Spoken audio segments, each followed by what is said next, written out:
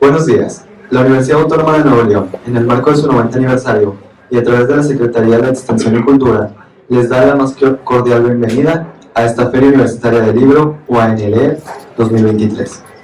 En esta ocasión, en la Sala Certuche del Colegio Civil Centro Cultural Universitario, tenemos el gusto de presentar la obra El Chicano Rap en Monterrey, de Eric Mejía Rosas Fusca, historiador. Compartiendo sus reflexiones junto con el autor nos acompaña Juan José Olvera Gudiño, doctor en estudios humanísticos, miembro del Sistema Nacional de Investigadores, adscrito al Centro de Investigadores y Estudios Superiores en Antropología Social.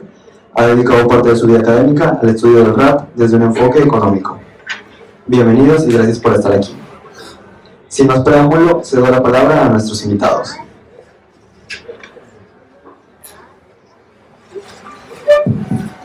Bien, pues muy buenos días, casi medios días tengan todos ustedes. Es un gusto ver esta pequeña sala llena. Estoy seguro que van a seguir viniendo y la próxima foto de Fusca al final de la reunión será bastante más alegre. Y no tenemos libro, pero el rap lo que tiene pues es eso, ¿verdad? La construcción, la iniciativa, el hazlo tú mismo, la pintura, no sé si anda por ahí, también, todo eso, que es una pintura de libro que hizo Goyo Street Arte, no sé si la pueden mostrar. Enséñala. Pues voy a utilizar un poco las figuras de Fusca Mejía, Fusca, para exponer algunas reflexiones sobre su libro. Entonces esta es la pista 1. Primero que nada agradezco a Fusca que haya pensado en mí para presentar su libro sobre el rap chicano en Monterrey. En segundo lugar, agradecer a las autoridades de cultura de la Universidad Autónoma de Nuevo León, en particular a las autoridades de la Casa del Libro Universitario y a su director Antonio Ramos Revilla, por la apertura para aceptar este tipo de productos culturales cuya aparición festejamos hoy en esta edición de la UANLE. Luego me referiré a esto con más profundidad. Segundo, a aclarar que no soy yo un presentador cualquiera, que es escogido porque algo sabe del tema y viene a compartir un resumen del texto y su opinión personal.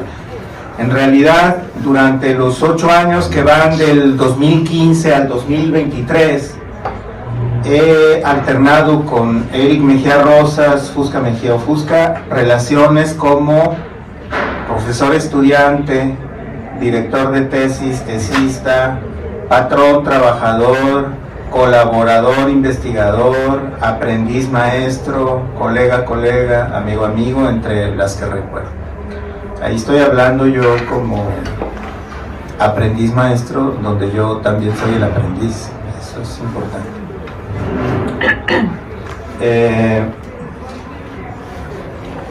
Y por eso no va a ser sencillo exponer aquí el libro con sus lados fuertes y sus deficiencias. Está muy comprometido en el asunto, pero vamos a hacer lo posible, ¿no? Porque esa fue la encomienda de Eric a mi persona. Eric fue becario de mi proyecto de investigación que inició en 2015 para poder realizar su tesis de licenciatura en Historia, de donde viene este libro. Así, la relación siempre ha sido de respeto, complementariedad y conveniencia. Es incómodo decir esto, pero a diferencia de muchos otros jóvenes talentosos, Fusca es además una persona cumplida, responsable, trabajadora, creativa y modesta. Es alguien coherente con lo que practica en sus letras, con lo que predica en sus letras.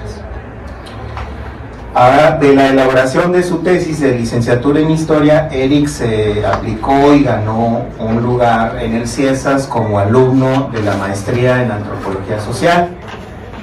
El aporte de su tesis de maestría sobre la narcoviolencia y las maneras de hacer frente por parte de los raperos en el municipio de García no es tema para desarrollar aquí, pero sí vale la pena mencionar que terminó estos estudios como alumno con mención honorífica por su alto promedio y con una recomendación para publicar su texto de investigación. Entonces, pues esperen un segundo libro aquí del camarada, ¿no? Si las cosas se acomodan. Entonces, Eric, considero yo, es un rapero consecuente porque sus hechos hablan por él. Pista 2, descripción del libro. El texto cuenta con una introducción, 4 grandes secciones, 2 textos de salida, una bibliografía y una buena cantidad de fotografías, que por cierto, no sé si están pasando las fotografías o se pasan solas, pero sí sería bueno, ¿no? Como no sé cuál es el orden, pues que las fueran pasando, porque de alguna manera ilustran mientras vamos platicando. Muy bien. Y una buena cantidad de fotografías alusivas a la cultura del hip hop regiomontano, del rap chicano y del rap cholo o rap de barrio, como Eric lo propone llamar a esta apropiación local. Las secciones o capítulos o pistas del libro que se presentan como las pistas de un fonograma tratan de 4 grandes temas. La primera es el hip hop y el rap. El hip hop, el rap y lo chicano.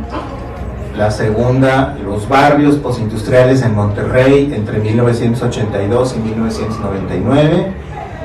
La tercera, las escenas musicales del rap. La cuarta, apropiaciones del rap a partir de la migración y circulación de bienes culturales. Cada pista, sección o capítulo, como quieran llamarle, tiene una viñeta autoetnográfica donde parte de la biografía del autor se ve vinculada con los temas o etapas de los que habla en cada capítulo. De manera tal que tenemos a un autor narrador que en buena medida fue protagonista de esa misma historia. Como tal, él se inserta al final, narrando pues algún hecho relevante que a él lo marcó. Todavía hay asientos, compañeras y compañeros, pueden pasar porque se va a llenar más, pero no lo creo. Muy bien. En la primera pista, Eric se dedica a realizar un marco histórico contextual del hip hop, el rap y lo chicano. Hablamos brevemente de las etapas de crecimiento y evolución del hip hop en general y del rap en Monterrey. También trabaja para delimitar conceptualmente el hip hop en tanto cultura, el rap en cuanto a música y lo chicano en cuanto a derivación estética del rap en general, generado en California y extendido muy rápidamente no solo a todo Estados Unidos, sino a muchas otras partes del mundo. Y para ello echa mano de diferentes fuentes históricas, sociológicas, antropológicas, musicales, etc. En la segunda pista realiza una reconstrucción de lo que él denomina barrios postindustriales y del movimiento de las bandas juveniles esquineras en Monterrey entre 1982 y 1999. Esta historia es recuperada con diferentes fuentes, fuentes de periódicos, fuentes etnográficas, antropológicas y con entrevistas a los precursores del hip hop y del rap, para mostrar cómo fueron capaces de apropiarse de ciertos elementos de estas culturas y, con el tiempo, construir un movimiento estético musical propio, aprovechando la aparición del español en las letras del rap, y que las temáticas hablaban de situaciones similares: opresión policíaca, discriminación, reivindicación de la identidad o, como dice el sociólogo Víctor Zúñiga, ostentación del estigma. En tal proceso aparece la defensa territorial, la defensa del barrio, la guerra de pandillas, el estigma de los medios masivos de comunicación, y también aparecen los principales actores juveniles, colombianos, rockeros, raperos, y sus prácticas estéticas diferentes que en algunas aristas coinciden en tiempo y espacio. En la pista 3 traza el mapa histórico de las principales escenas del rap en Estados Unidos y sus diferentes influencias y circulaciones, el papel de California y Los Ángeles como lugar de nacimiento del rap chicano y sus vasos comunicantes con Texas, que hicieron que prácticamente de manera inmediata, en particular en Houston, se propiciara un desarrollo del chicano rap, más en estos dos estados que en otros del resto de la Unión Americana. Finalmente termina mostrando cómo y por qué el hip hop y posteriormente el rap chicano terminó siendo adoptado por buena parte de los jóvenes regiomontanos. Fusca relata, por ejemplo, el legado del breaker Mr. Wiggles en la macroplaza de Monterrey para llegar a lo que él considera que es la herencia del chicano rap en el área metropolitana de Monterrey, que es el rap cholo, el rap del barrio. Hay que resaltar que el autor obtiene versiones del proceso también de varios de los primeros artistas del rap chicano, como Kemo de Delinquent Habits y Sid Jacken, y esto le da firmeza y viveza a su narrativa.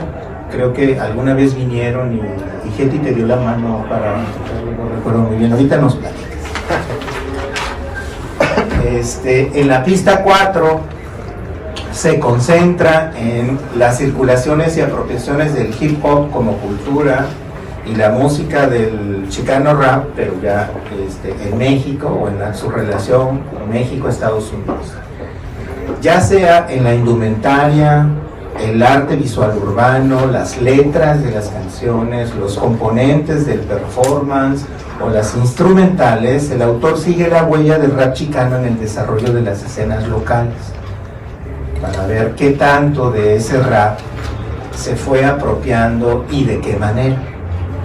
El peso de esta influencia que incluye al cine chicano puede verse en una tabla muy ilustrativa que él recoge con una gran cantidad de raperos, principalmente de California, que fueron mencionados por raperos regiomontanos a los que Fusca entrevistó. Ahora bien, como otras culturas musicales, el rap circula entre México y Estados Unidos a través de las industrias de la cultura y la migración, ya sea laboral o por estudios o como proyecto de vida, o inclusive la migración de retorno de los jóvenes, de los mexicanos que retornan o expulsan a Estados Unidos. Yo he sostenido antes que la migración provee una base más sólida para el desarrollo de esta y otras músicas, y este libro es una prueba de que la migración deja esta huella más honda en la cultura del rap,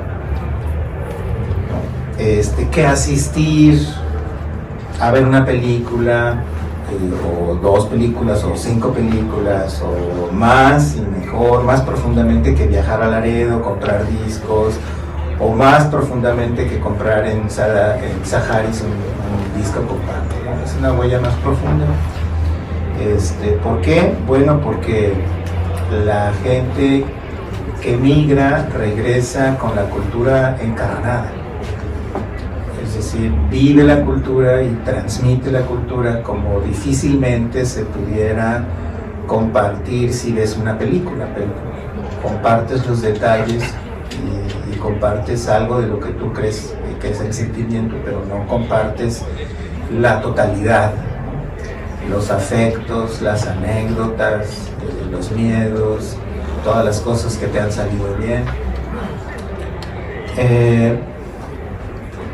Lo es así porque la experiencia es más cercana, digo, y encarnada, ya sea que haya vivido el hip hop desde los barrios de Los Ángeles, California, y luego haya regresado con el bagaje de lo aprendido, como es el caso de Goyo Street Arte, que nos hace el honor de acompañarnos aquí, cuyo protagonismo, por cierto, atraviesa prácticamente todo el libro, ¿no? hasta las despedidas, ¿no?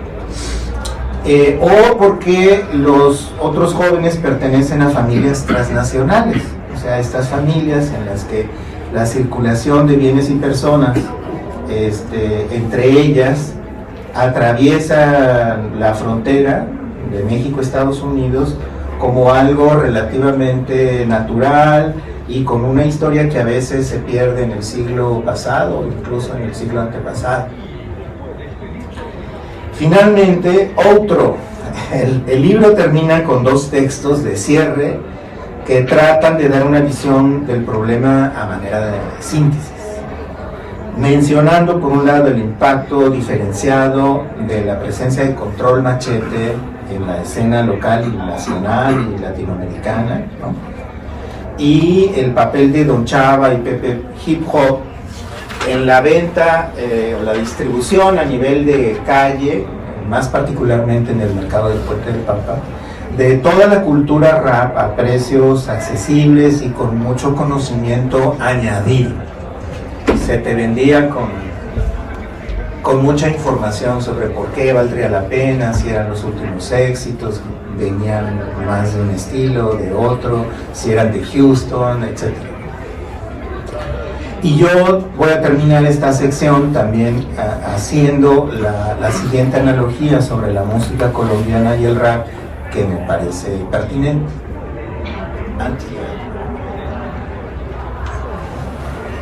Mucha gente me pregunta cómo y por qué buena parte de la ciudad es seguidora de la música colombiana, de tipo comercial, ¿no? De la costa, la que proviene de la costa atlántica.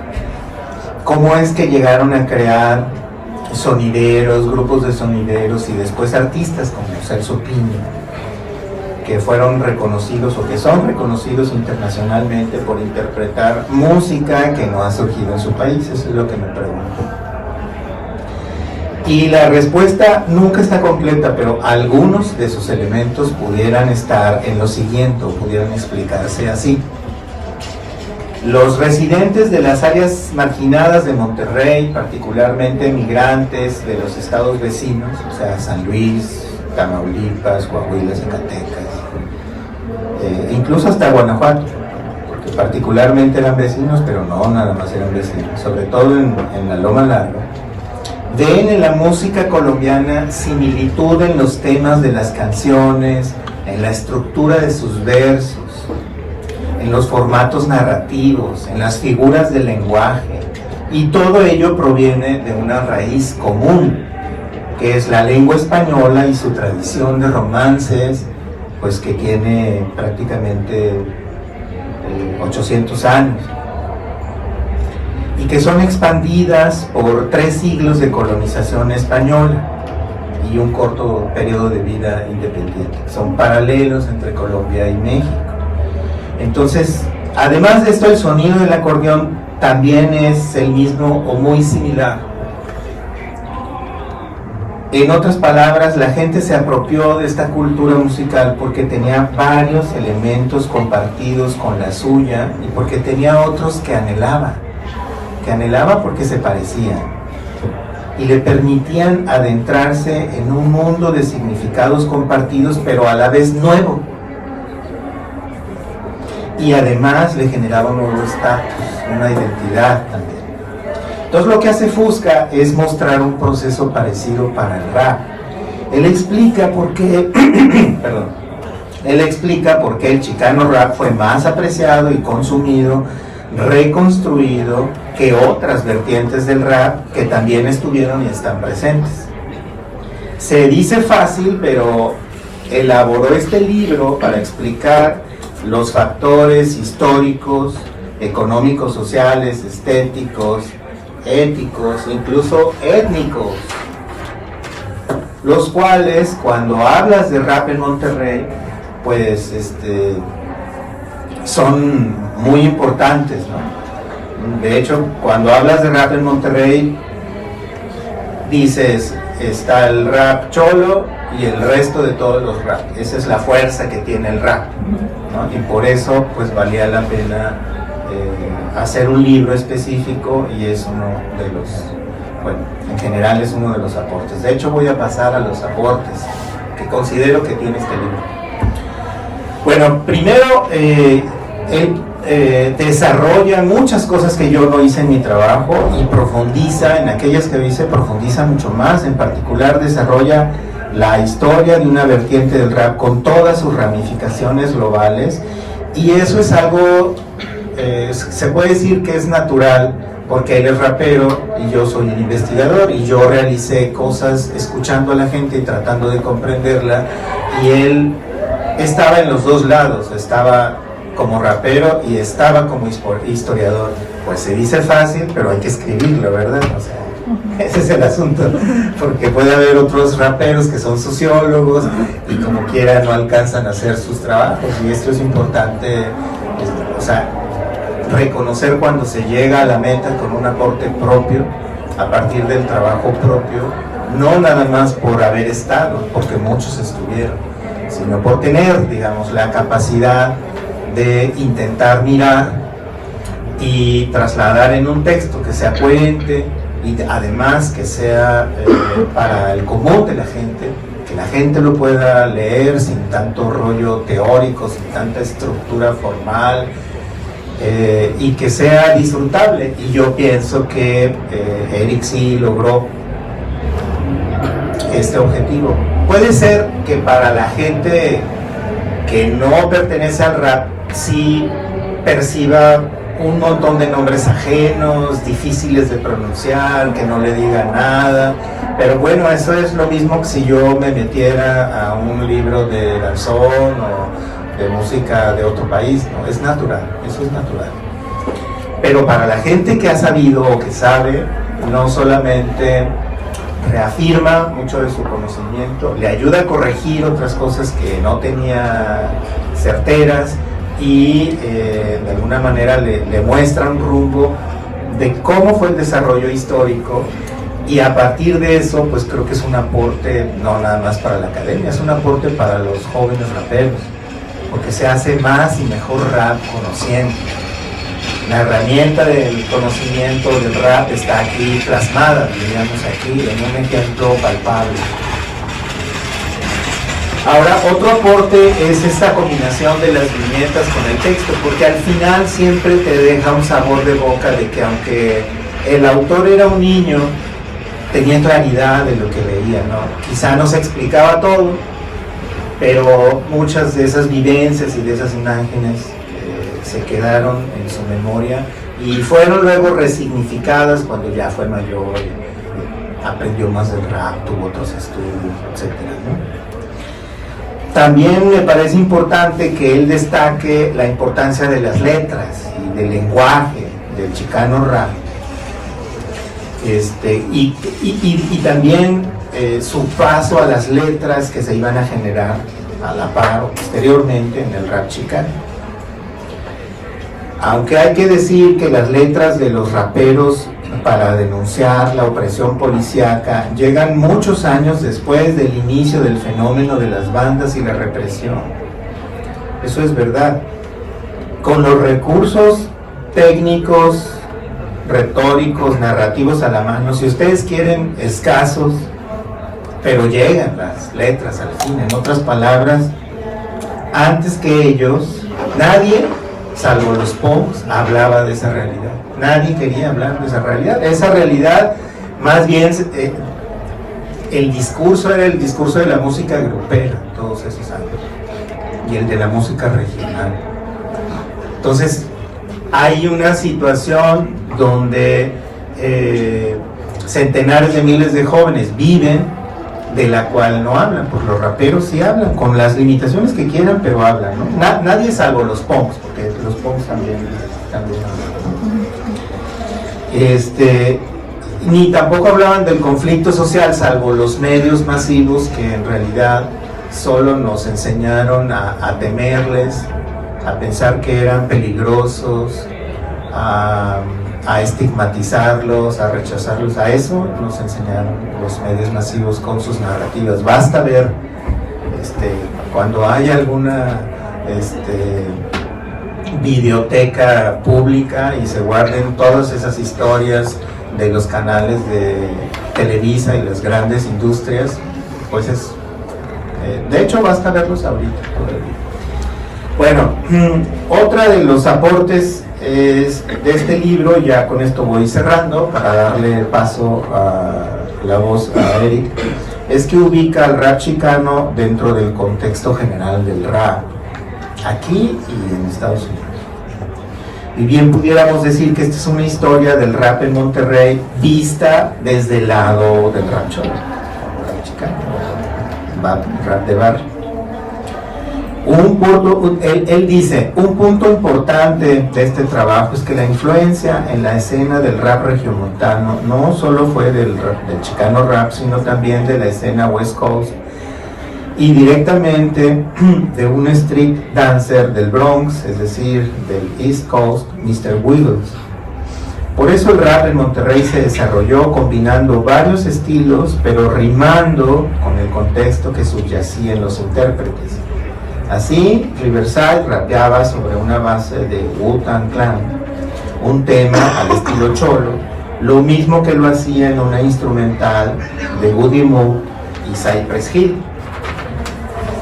Lo hicieron asimismo los Vagabundos Underground, Dancing and Jumping, Latin Kings, Mexican Fusca y algunos otros exponentes. Esta es parte de una cita de su cierre. Bonus track. Aquí pues me parece importante hacer algunas observaciones del libro. Básicamente son dos que dejo para la consideración del autor. Uno de los problemas muchas veces es que se habla, parece que el libro de repente habla de todo el rap cuando solo menciona cosas del rap chicano, o más bien habla especificidades como si fuera del rap chicano, cuando en realidad también ocurrieron en otros tipos de rap.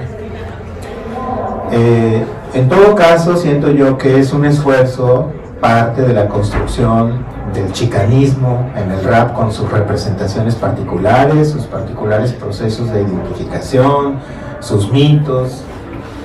Y ese chicanismo o esa influencia cultural del rap tiene como toda narrativa una versión idílica de la historia, exageraciones en sus figuras históricas, pueblos y comunidades, ¿no? Sin el ojo crítico de la historia. Buena parte del movimiento chicano se basa en estas exageraciones, o a veces son francamente cosas que no ocurrieron, ¿no?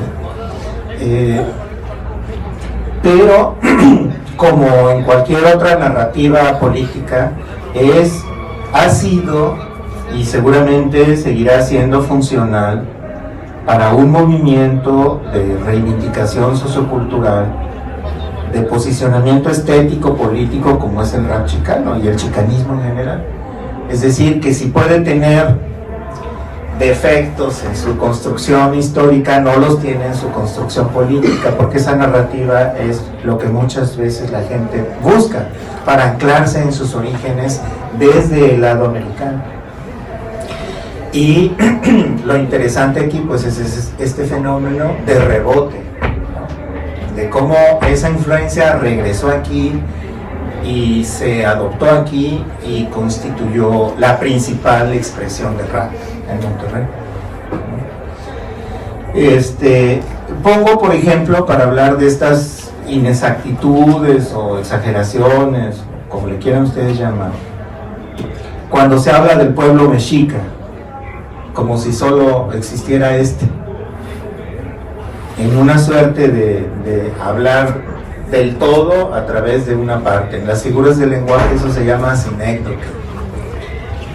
Hablar del todo, pero solamente mencionas algo. Entonces mencionas a un pueblo originario para referirte al resto, restringiendo así uno de los más grandes legados culturales, que es nuestra propia diversidad. O sea, no están los wixárikas, no están las decenas y decenas de culturas en ese discurso. Está la cultura mexica, como si fuese la única, como si nosotros fuésemos herederos de ella, ¿no?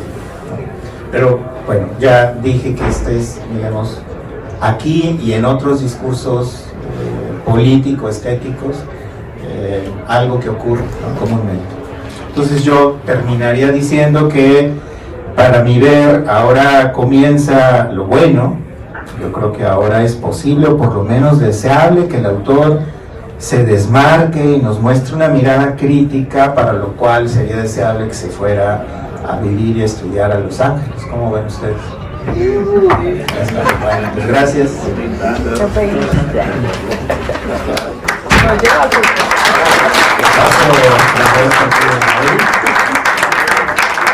Prefiero seguir viviendo en Pescorea.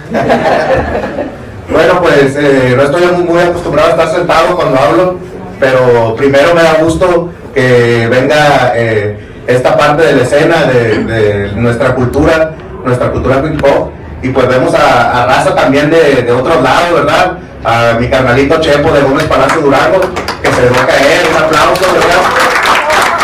Y estamos aquí varios de los pioneros y los representantes, no solamente del estilo que influenció al rap cholo, al rap chicano, sino también al rap neoyorquino, ¿verdad? Todo lo que influenció de este lado y cómo nosotros lo significamos. También quiero agradecer a la gente de la UPN, a mis estudiantes, ¿verdad? Que también se dejaron venir, y pues también un aplauso para ellos, ¿no? Pues a mi familia de barrio y de sangre, Mexican Fusca, aquí andamos, Historias del Reino, todos.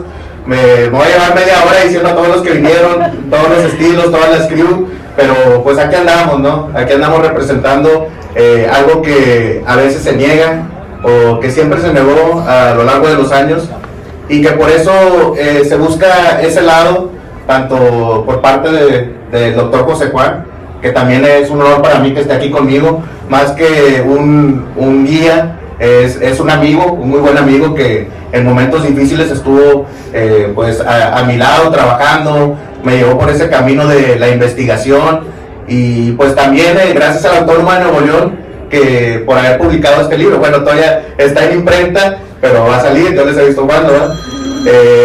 Y gracias por hacerlo, porque en un momento en la Facultad de Filosofía y Historia me decían que este libro era innecesario, que esta tesis, me decían que para qué escribir la historia del rap si ya está una historia del rock, vas a decir lo mismo, y para qué vas a hablar sobre eso si no es un tema de historia.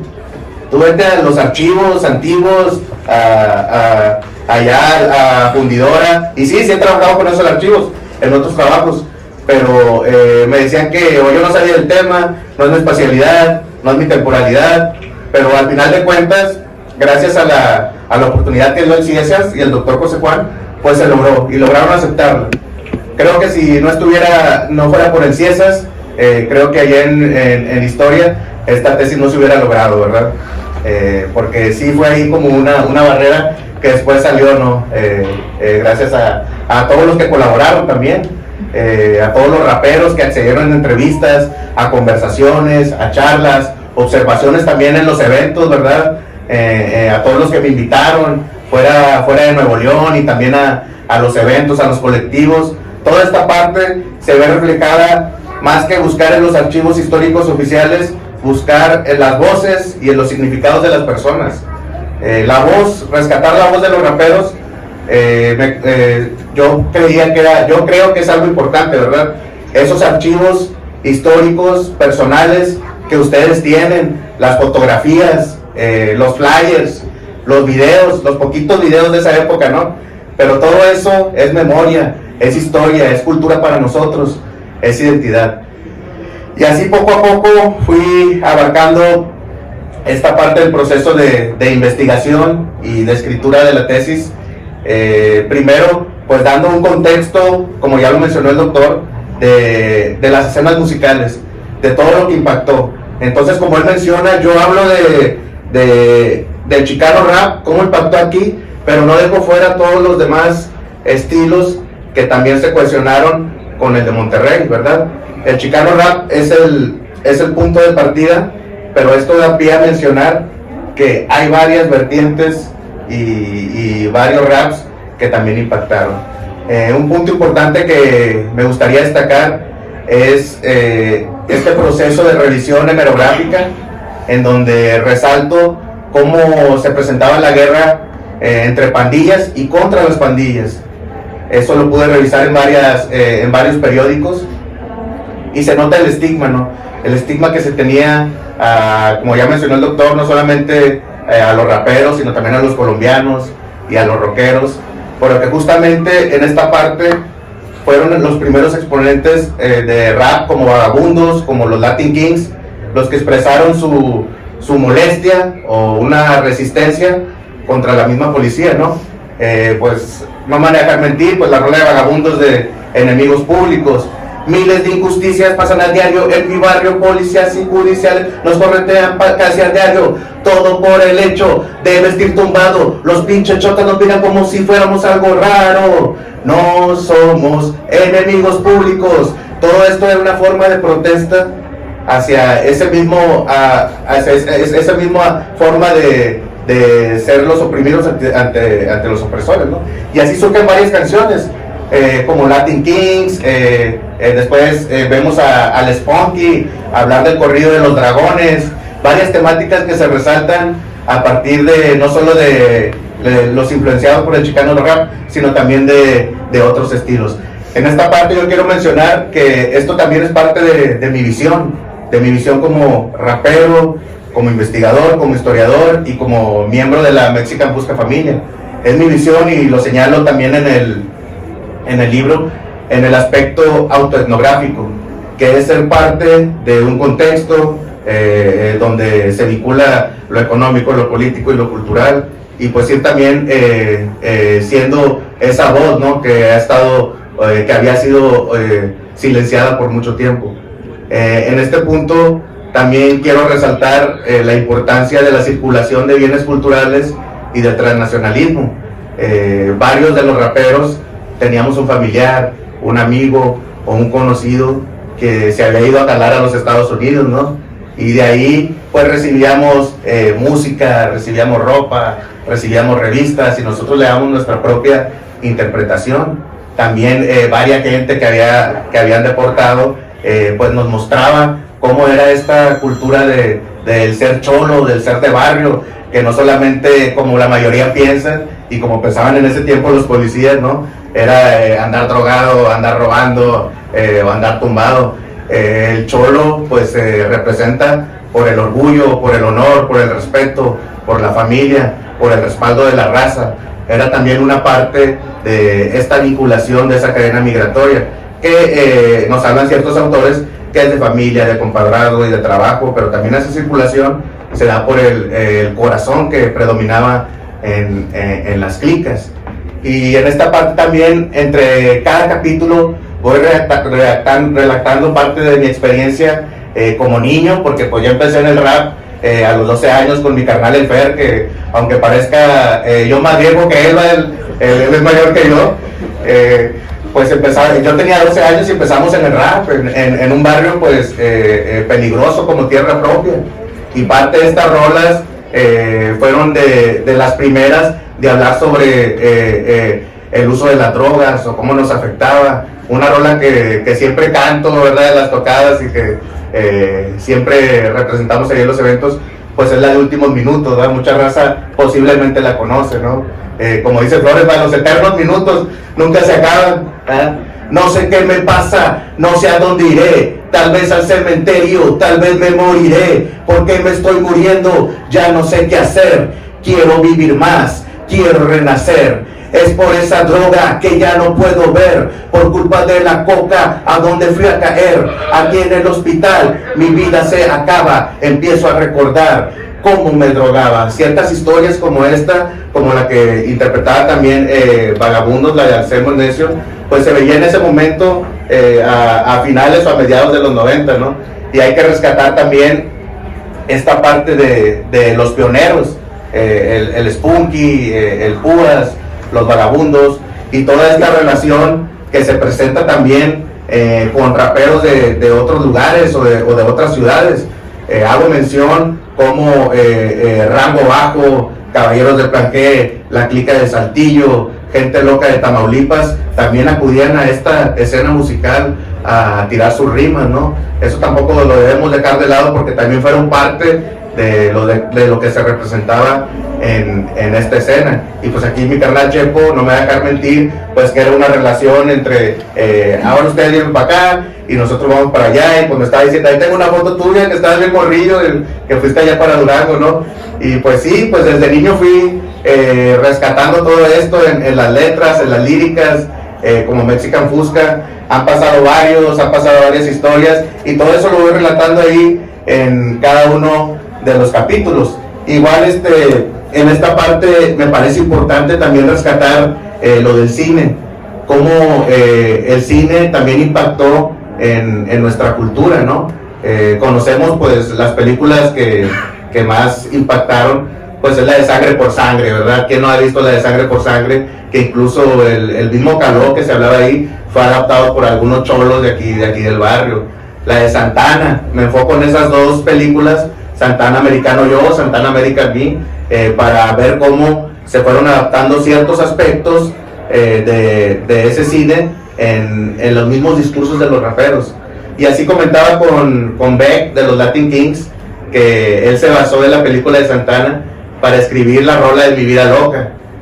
Tomó vivencias de esa película y vivencias del barrio, ¿verdad? Entonces era una cuestión que él representaba en sus canciones. Otra persona que también colaboró y que entrevisté directamente es al Pewi también, que él formaba parte de los críticos de canteras, porque sí, entrevisté a raperos, intérpretes, pero quería la visión de alguien que no rapeara, pero que fuera rapper escucha, y que formara parte de una clica. También me acerqué a él y me llevó con varios contactos de él, con los críticos de canteras, y pues también está esa versión, la versión de ese lado. Parte importante también fue Juan Black, porque me interesó mucho relacionar esta parte del underground, de cómo se definía o cómo se define, y compararlo, ¿no? Por ejemplo, desde el Chicano Rap se tiene una concepción distinta al underground de lo que se tiene aquí. Así pues, se me dio el acceso de entrevistar a Sick Jacken, a Kemo, a Kimo del Delinquent Habits, y pues también comparar esta parte, que son contextos distintos. No puede significar lo mismo el underground en un lugar como Los Ángeles o Texas a un lugar como la zona metropolitana de Monterrey, ¿verdad? Y pues surge así esta parte de conocer el underground, porque a cualquier lugar donde íbamos, y hasta los medios de comunicación, se mencionaba que Control Machete eran los pioneros del rap en Monterrey. Y pues justamente desmenuzando toda esta parte de la historia, pues vamos escarbando poco a poco, y antes del Control estaban los Vagabundos, estaban los Exconvictos, estaba la Primera Sur con el Buffer, estaba el Spunky. Ya había una construcción de la escena que se presentaba en el Penny Real con Goyo, y que se estaba dispersando para la zona metropolitana, ¿verdad? Por eso pongo orígenes, circulación y construcción de una escena musical, porque estaba en proceso. Tomamos, a lo mejor no conocíamos que existían 4 elementos en ese momento, pero poco a poco, por el intercambio entre nosotros mismos, fuimos adquiriendo ese valor, ¿no? De la música, de la danza, de la poesía, de la pintura, que en este caso el DJ, el tornamesismo, el breaking, el MC y el graffiti. Pero aquí, en lo que es la zona metropolitana, también impactó la cultura del chicano, del cholo. Por ejemplo, parte de los elementos, porque no puede ser el lowrider en la bicicleta, el lowrider de las rampas, de los carros, el tatuaje también, el estilo del tatuaje, eran otros elementos que se cuestionaban, y pues que también no se niegan otros elementos de otras culturas, como el skate, que también se practicaba. Entonces, más allá de los 4, 9 o 10 elementos que se presentan en los raperos de los Estados Unidos, creo que también es pertinente hablar de los elementos que nosotros representábamos aquí, en esta parte de la zona metropolitana de Monterrey. Y pues justamente eso lo van a ver todo eso en los libros. Traté de incluir a todos los raperos de esa época. Hice una revisión también del estado actual del rap en ese entonces. Entonces también vienen raperos que no son de esa época, para pasar por las etapas lo que pasó el hip hop, desde los orígenes hasta el mainstream, hasta la conquista española, digo yo, ¿no? Cuando algunos empezaban a desear, oye tío, vengo de Sevilla, no sé, ¿verdad? Y empezaban a apropiarse del estilo español, todo eso, ¿verdad? La guerra contra el crimen organizado, cómo impactó también en la zona metropolitana de Monterrey, y pues al final un renacer del rap. Eso lo redacto brevemente por etapas para ya entrar directamente al contexto principal del libro. Entonces para mí fue un placer haber escrito, haber trabajado con ustedes, haber puesto esta parte de la autoetnografía, porque cuando se terminó con el apoyo del doctor Olvera la tesis, no desconocíamos cómo se trabajaba la autoetnografía y la historia del tiempo presente, y eso fue incluido en el libro. Entonces la tesis, si ustedes la leen, es muy diferente al libro. Yo pienso que el libro tiene más corazón, tiene más de ustedes, tiene más de mí, y pues es algo que de todo corazón le brindo a la escena hip hop, y de todo corazón ustedes me lo brindaron, y firme, y el hip hop nunca muere. Respeto para todos.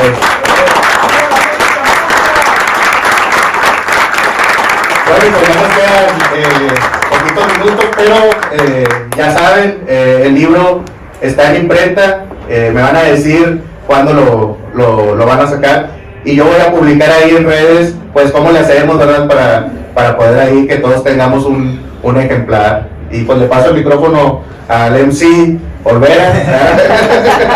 Bueno, hay algo, una historia muy bonita. Yo voy a cerrar con esto. Me parece importante, les voy a decir porque cómo convertir una tesis en un libro, y cuántas otras tesis deberían de haberse escrito ya y no se han escrito, pero se pueden escribir sobre todas las artes visuales. No hay un libro sobre el breaking en Monterrey serio que yo conozca. O sea, hay muchísimo, y se pueden hacer en las tesis. No entendemos entonces para qué son las universidades, y para qué son las imprentas, y para qué son las autoridades.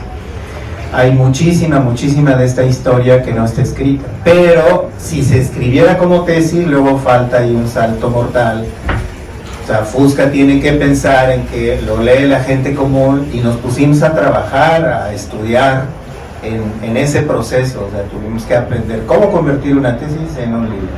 Le echó muchos kilos el Fusca. Además, él no tuvo demasiados problemas porque él es una persona sencilla, clara en su texto, ¿no? Más bien era una cuestión de convertir un poco la estructura de todo el libro, que tuviera pues un poquito de sabor, un poquito de pimienta, datos personales, y que achicara toda la estructura, el aparato conceptual a unas cuantas páginas, pues para los interesados, pero para el resto de la gente, sobre todo los hallazgos. No saben cómo me daría tanto gusto, y creo que Antonio Revilles y la Casa Universitaria en general, la UAN, están abiertas. Entonces, bueno, pues para todos los jóvenes debería haber muchos más libros como estos, pero celebremos que aparece esto de un estudiante que es rapero, que es historiador, que ahora es maestro en antropología, ¿no? Pues un aplauso para el joven.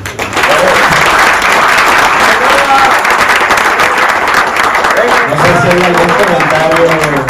Solo nos quedan 2 minutos.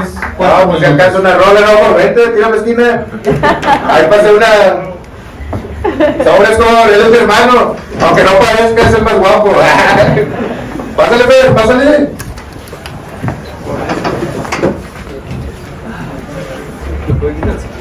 Sobres. Si vieron, apoyen al Fer. También es mi canal de sangre, ¿verdad? A ver si se oye, ¿no? Si no a capela, como decía mi carnalito Tony Blair, ¿verdad?